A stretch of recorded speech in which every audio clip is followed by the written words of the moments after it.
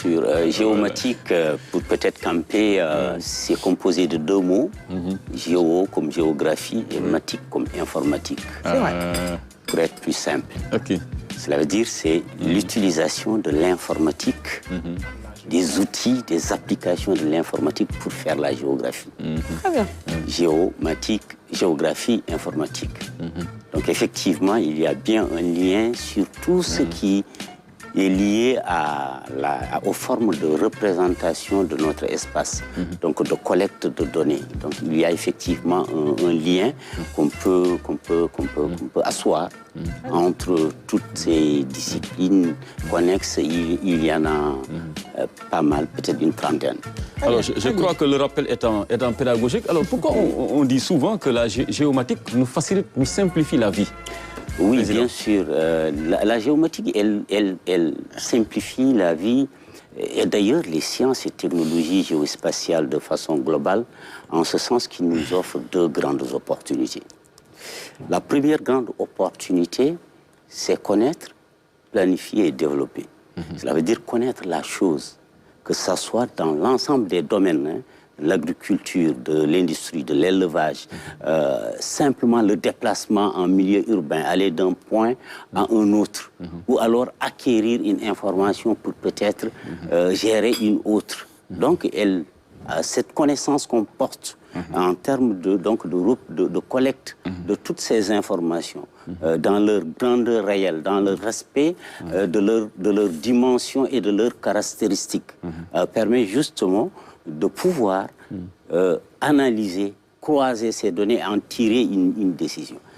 Si on prenait par exemple le domaine de l'agriculture aujourd'hui, dans un périmètre irrigué villageois, pour être quand même factuel sur les exemples, il est possible de voir comment, au niveau de ton périmètre, comment les choses, comment tu inondes, tu irrigues ta parcelle et tu accrois ta production. Oui. Donc tu peux, à partir des données satellitaires, effectivement, essayer de calculer des rendements. Et quand tu parles comme ça, tu parles factuel, cela veut dire que tu es dans de la production, eh bien alors c'est pour pouvoir augmenter tes capacités, donc tes richesses. Ces données-là permettent d'asseoir les meilleurs. Ça facilite parce qu'en fait, en venant tout à l'heure à l'émission Kinkiliba, j'ai quitté un point. Et de ce point-là, j'ai suivi une trajectoire et j'ai vécu des situations. En fait, ne serait-ce que le fait que de pouvoir, sur son smartphone, vouloir aller à une adresse, et grâce aux outils et aux technologies géomatiques, nous savons tous Google Maps par exemple, qui nous permet un peu, même sur un lien que nous ne connaissons pas, de s'y rendre facilement. Donc ça facilite bien la vie et les exemples sont bien entendu. Donc ce qui fait que la géomatique, finalement, elle est transversale, hein? Pratiquement, elle est au début et à la fin de toute vie. Totalement transversale, de bout en bout, parce que simplement elle va traverser tous les domaines de la vie. Donc on l'a dit tout à l'heure, la médecine, la géographie de la santé, l'économie, l'agriculture, la pêche, tous les produits de l'aménagement du territoire, au niveau donc l'observation de la terre, pour voir les événements qui s'y passent. Et donc la deuxième opportunité, bien entendu, parce que je l'avais dit tout à l'heure qu'il y en avait deux grandes opportunités, donc connaître, planifier et développer. Mais la deuxième grande opportunité, c'est connaître, organiser et s'adapter. Parce qu'aujourd'hui, vous voyez que vous entendez quelquefois beaucoup les gens parler de changement climatique. Vous voyez dans la banlieue beaucoup d'inondations. Beaucoup d'inondations. Alors, il faut bien entendu que les gens puissent avoir non seulement le narratif de la population, si je prends l'exemple des inondations, parce que quand il y a inondation, on a l'habitude de développer de petites stratégies pour pouvoir s'adapter. Peut-être on dit sac, ainsi de suite. Donc tout ce narratif, y compris la configuration de tous ces écosystèmes, y compris qu'est-ce qui s'est passé, le profil topo, le fait que les gens habitent sur les... Donc en définitive, il n'y a pas un seul domaine que la géomatique n'embrasse pas. Donc elle est effectivement transversale et il y a pratiquement plus de 30 000 métier, on va peut-être y revenir, qui gravitent autour de la géomatique. Justement, d'où ma question, quels métiers peuvent découler de la géomatique? Ils sont nombreux. On peut les classer en grands domaines. Par exemple, au niveau de la géographie physique, ce qu'on appelle par exemple la géographie physique, il y a des métiers de la géographie humaine, il y a les métiers juste de l'intelligence, de l'Internet des objets, il y a les métiers d'intégration, en tout cas de plateformes, systèmes d'information géographique. Alors, par exemple, les climatologues, la météo autour de ça, la géographie de la santé, la géographie donc, de l'économie, les géomorphologues, les photogrammètres, les topographes, les cartographes. Donc, en fait, un kyrielle de métiers qui tourne autour de ça, c'est des métiers apparentés à la géographie.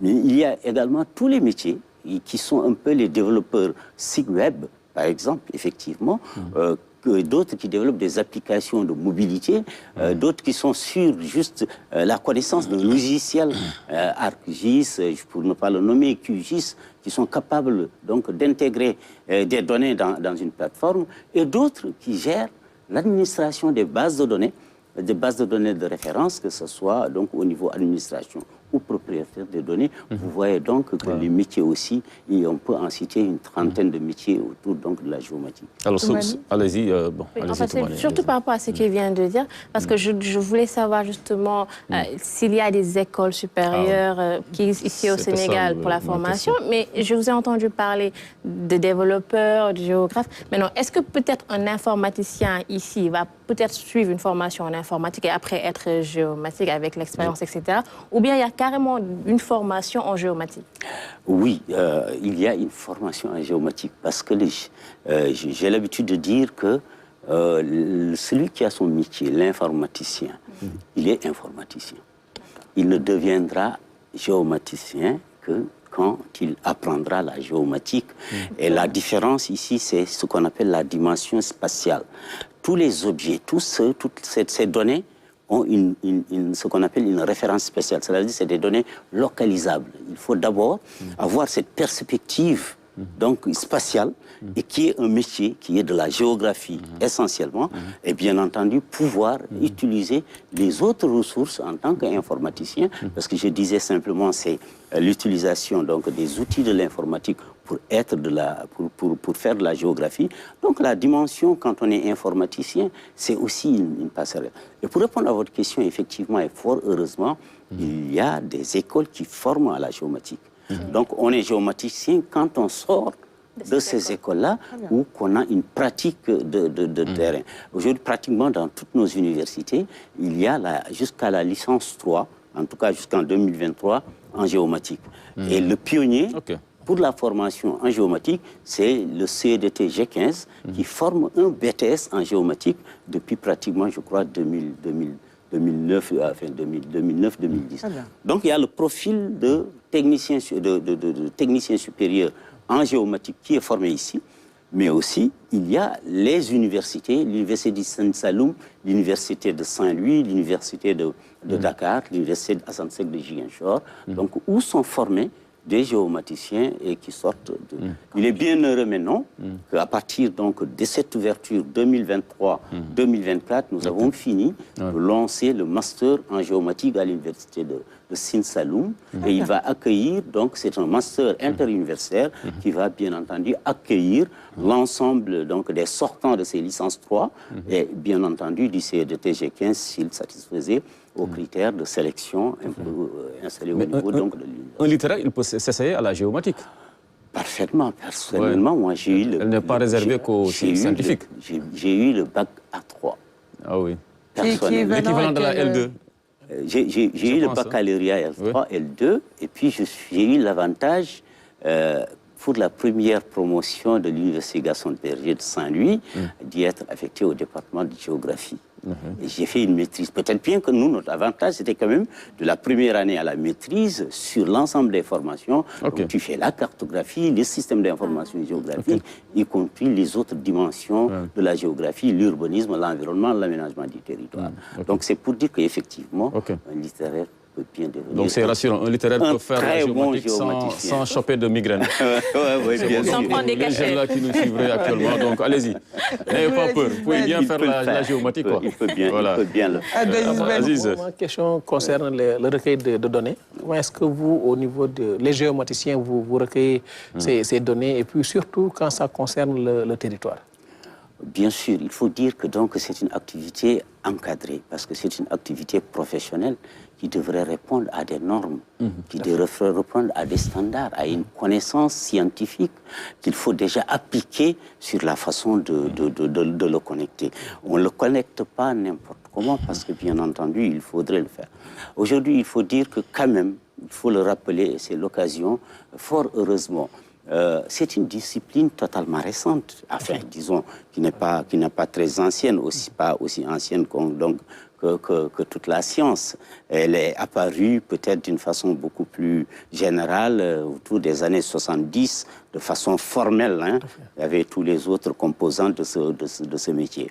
Ce qui fait que déjà, il y a une dynamique politique qui a accompagné tout ce mouvement, et qui a fait que, autour des années 96, je me souvenais quand on était beaucoup plus jeunes, bien entendu, et que nous portions, et nous l'avions reçu de nos aînés, cette fibre de la géomatique sur laquelle on se mobilisait, il était difficile de trouver de la donnée, de l'information. Même pour faire les mémoires, c'était totalement compliqué pour faire des trucs. Fort heureusement, il y a eu quand même des acteurs qui se sont mobilisés et qui ont essayé de faire comprendre à l'autorité politique qu'il fallait quand même qu'on aille dans des programmes nationaux pour accompagner l'installation de l'expertise par la formation, bien entendu, mais également de porter des projets porteurs qui permettent d'accélérer et d'aider à accélérer le développement. Et ainsi, on est arrivé, pour aller vite, autour des années 2006,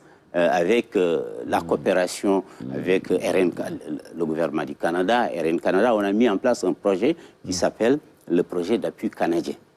Et l'installation de ce qu'on appelle le programme national géomatique. Cela veut dire que les politiques ont pris la décision de faire pousser la discipline, et c'est en 2009 qu'un décret a été pris, le décret 799, donc du 6 août 2009, instituant ce qu'on appelle le groupe interinstitutionnel de concertation et de coordination sur le plan national géomatique, qui regroupe l'ensemble des ministères, l'ensemble des entités, avec un secrétariat exécutif et qui encadre tout ce processus-là.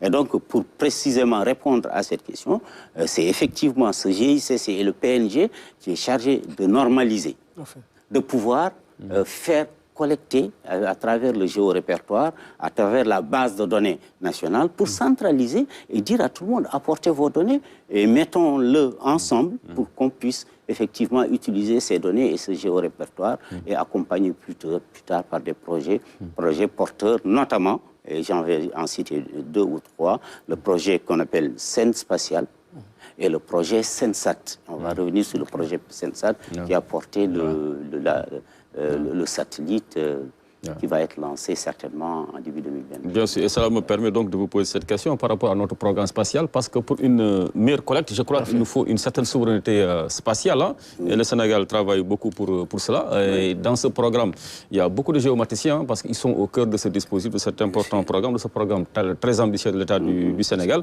Alors, depuis lors, comment vous trouvez les progrès qui ont été réalisés par notre pays dans sa volonté de disposer enfin de son propre réseau de satellites? Ces progrès sont magnifiques. Il y a effectivement de grands progrès qui ont été réalisés sur une décennie. Je parlais déjà de 2006, on est en 2023. On a déjà l'idée, très enthousiaste, de voir enfin le premier satellite qui sera mis en orbite, donc qui sera lancé au début de l'année 2024. Il faut dire que donc en 2009, encore une fois, en plus donc du premier pas de 2009, en 2019, 10 ans après, l'État a pris des options stratégiques pour faire de la science, de la technologie et l'innovation des leviers de son développement économique, social et culturel. Déjà, encore une fois, c'est un ancrage très fort. Et en 2019, un atelier, en tout cas sur l'initiative du ministère de l'Enseignement supérieur, de la Recherche et de l'Innovation s'est tenue pour pouvoir déterminer quelle est la stratégie géospatiale, quelle est la stratégie spatiale à mettre en œuvre pour pouvoir effectivement arriver à bien saisir ces opportunités qu'offre le géospatial. Et vous disiez déjà qu'il y a beaucoup de géomaticiens. Donc, du coup, je suis aussi président de la communauté, donc de l'Association sénégalaise des professionnels de la géomatique, qui regroupe aujourd'hui 800 membres, du professeur agrégé au sortant. Donc diplômés BTS ou en licence 1, licence 2, licence 3. Une association de 800 membres. Avec 22 entreprises géospatiales qui ont adhéré pour créer un écosystème, en tout cas de société civile professionnelle des acteurs, pour accompagner les politiques publiques et le développement territorial.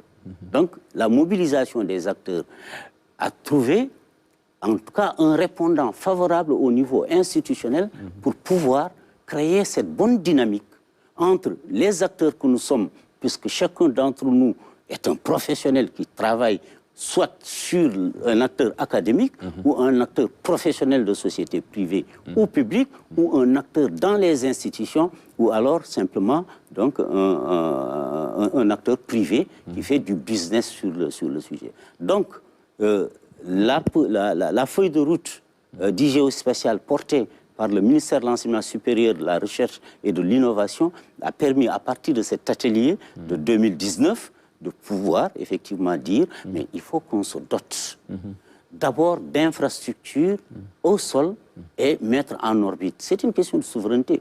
Et je crois qu'aujourd'hui, quand tu as la possibilité de collecter toi-même tes données par tes espaces, par ce qu'on appelle les espaces spatiaux, parce qu'ils sont de plusieurs formes ou de plusieurs natures, ça permet de gagner en souveraineté et pouvoir effectivement mettre en œuvre. Là où on en est, on a fait des progrès parce que, à la suite de cet atelier, on avait déjà envoyé 2 étudiants à Montpellier dans le cadre de la coopération avec le Centre universitaire de Montpellier pour les former à pouvoir être dans tout le processus jusqu'au lancement, la supervision, le montage. Et 10 autres sont partis, je crois qu'ils sont ils ont fini en 2022 et ils ont participé au montage, à la conception du satellite. Et nous avons réceptionné, il n'y a pas longtemps, il y a quelques jours, la station au sol qui va permettre un peu, le satellite sera réceptionné, si mes souvenirs sont bons, le 10 novembre, et pour pouvoir un peu avoir beaucoup plus de souveraineté sur nos données et pouvoir... Et le lancement sera fait à partir du Sénégal ou bien forcément par un lanceur qui va nous abriter? Bon, alors certainement, on est dans la coopération. J'avoue que c'est un projet qui est piloté plutôt par le coordonnateur, le professeur Gayan Faye, qui est encore le coordonnateur. Qui est géomaticien. Qui est aussi donc tout l'honneur vous revient aussi. Hein. Merci beaucoup, Président Kane. Restez avec nous. Hein. Et puis dans la deuxième partie, on reviendra aussi toujours sur cette question de souveraineté, hein, parce que je crois que c'est vrai, il faut encourager ces efforts faits par certains États africains, notamment le Sénégal. Mais on sait que voilà, la conquête spatiale quand même coûte excessivement cher. Hein. Ça coûte beaucoup d'argent aux pays qui s'y lancent.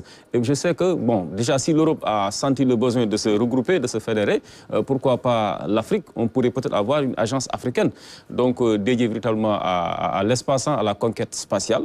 Et on pourrait s'en inspirer et puis le réaliser. Et je pense que peut-être que dans cette deuxième partie, vous aurez beaucoup à dire sur ce sujet-là. Tout à fait. Merci beaucoup. Très bien. Et moi, je pourrais placer une question à Mbada. Ah, mais vous êtes la patronne du plateau. En fait, sans vraiment aucune prétention. Tu es la patronne. Non, j'avais juste une petite question avant de passer à la deuxième partie. Clip du jour. Ou sinon, je laisse passer le clip du jour. Tu es la patronne. Hein? Je place la question, et on y répondra tout à l'heure dans la seconde partie. En fait, j'ai une question par rapport justement à la sous-région, le domaine spatial. Est-ce que sans prétention, hein, le Sénégal est-il leader dans ce domaine spatial-là? On y répondra dans la deuxième partie. Alors, 814, en une semaine, près d'une semaine, 10 jours, il a connu près de 1 400 000 vues sur YouTube. Teknassi, il y a un tout nouveau clip de Is 814, très bon rappeur, également bon chanteur, il a fait beaucoup de featuring. Is qui sauve l'honneur de Guédiawaye après la raclée suivie par comment on appelle encore Kindiaye? Comment ça s'appelle? Hein? C'est pas Ngaka Blindé? Baba Ndiaye. Je n'ai pas dit Ngaka, mais suivi par Baba Ndiaye de Guédiawaye. Donc, qui sauve l'honneur de Guédiawaye. C'était le clip du jour. Si vous venez de nous rejoindre, bienvenue. Il est 7h41. Nous passons tout de suite à la rubrique Tendance, celle de Toumani.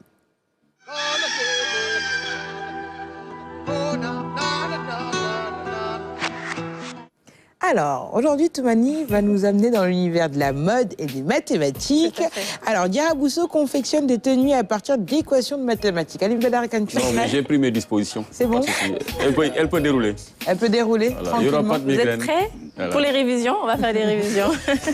Alors, mode et mathématiques, pour ne pas dire, disons, artisanat et algorithme, je ne vais pas en dire plus. Je vais vous laisser regarder l'élément. Bien sûr, c'est de Diarra Bousso, une Sénégalaise qui est à l'extérieur, à l'étranger et qui utilise les équations mathématiques justement pour dessiner ou bien pour des représentations.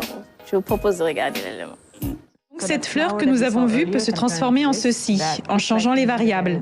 Dans ce cas, c'est la dispersion, passant de 0 à 12 pi. Math allows me to create 100 times faster at a fraction of the cost. So instead of painting a flower, I graph a flower with equations.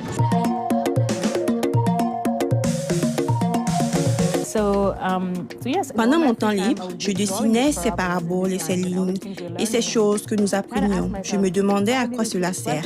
Et ce faisant, des modèles apparaissaient, des graphiques, des griffonnages et tout. Je ne faisais que ça dans mon temps libre, dans le train ou en attendant quelqu'un au restaurant. Quand j'avais fini, le résultat était « waouh », incroyable. Mais je ne pouvais pas le créer à nouveau parce que tout était fait à la main sur un morceau de papier. Et j'ai des centaines et des centaines de pages et de papier comme ceci. Chaque forme peut être représentée par une équation mathématique. Vous pouvez créer beaucoup de formes, ce qui n'a rien de nouveau. Je pense que la différence vient du fait que vous pouvez réellement coder le tout et le générer avec un algorithme. C'est-à-dire un processus indiquant à l'ordinateur de tracer cette ligne, de tracer cette équation, de trouver où elle se croise, de la rendre bleue, de faire ceci, faire cela. Maintenant, c'est l'ordinateur qui dessine pour vous.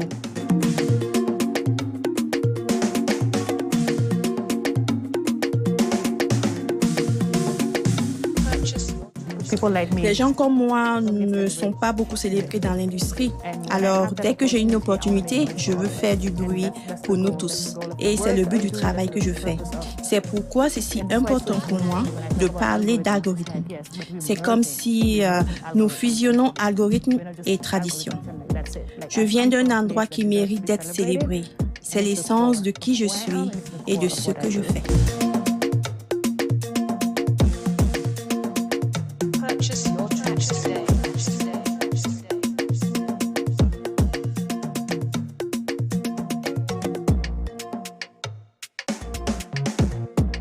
Diarra Blue started from hundreds of years of artisanal heritage in my actual family. My grandmother, Sohnamba, was one of the greatest leather craftsmen in her community, and she passed that down to her children. My work with Diarra Blue allows me to go back in those communities, in that heritage, and scale it up to the world. My ambition is to empower thousands of artisans and create jobs and opportunities and sustainable livelihood.